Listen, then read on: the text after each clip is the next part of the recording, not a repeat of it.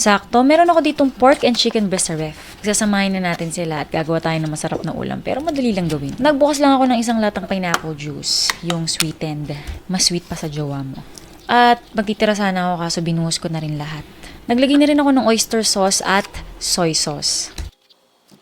At pamintang buo na mas maganda kung dudurugin nyo para mas malasa. Tapos, hinalo ko lang. Ito na yung magiging pinaka-marinade liquid natin or marinade sauce. Hindi naman kailangan pang matagalan pero kung overnight mas maganda. Pero ito habang pinaprepare lang natin yung mga ibang ingredients yan na minamarinate na natin siya.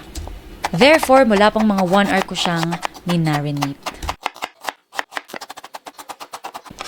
Kumuha na ako ng bawang at sibuyas habang lumalangoy yung mga pork and chicken. Pagkatapos hiniwa ko lang sila ng maliliit.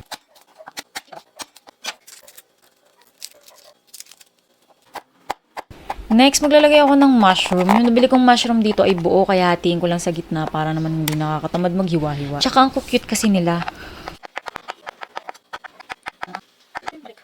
At gamit ang aking induction cooker, ayan, nagpainit na ako ng kawali, naglagay lamang ng konting mantika. At naglagay din ako ng konting butter or margarine. Kung wala, pwede namang wala, pero mas masarap kung meron. Inuna kong lutuin yung marinated pork kasi mas matagal tong lumambot kaysa sa chicken breast. Pero dahil pork steak naman itong binili namin, kaya hindi na din siya ganun katagal lumambot. Mabilisan na rin siya, guys. Hinayaan ko lang munang maluto ng bahagya, tapos nilagay ko na yung chicken breast. Hinayaan ko lang maluto hanggang sa mag-light brown and then set aside. O, again, huwag yung papapakin. Next, gamit yung same kawali natin kanina, naglagay lang ako ng konting mantika.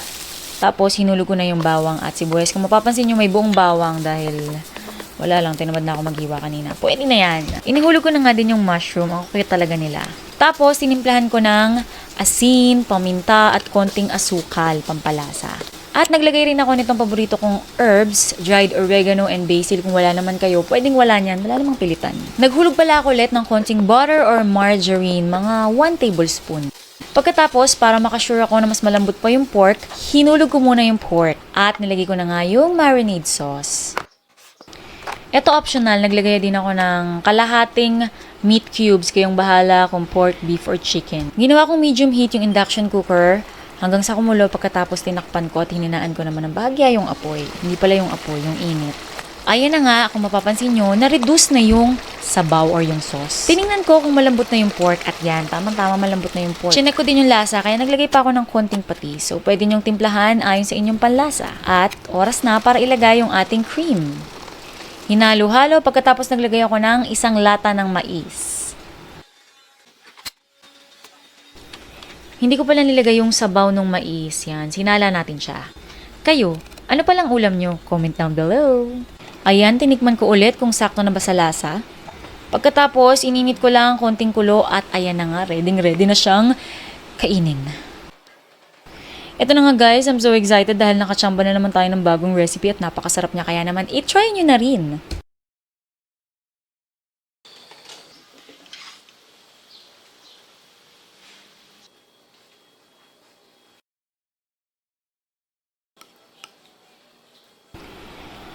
Pwedeng pang lunch, pang salo-salo, pang handaan, at pwede nyo ring pang benta. Kaya naman kainan na. At dahil dyan, ako nga palang inyong kusinerang inhinyera, Jane Agustin Silvestre.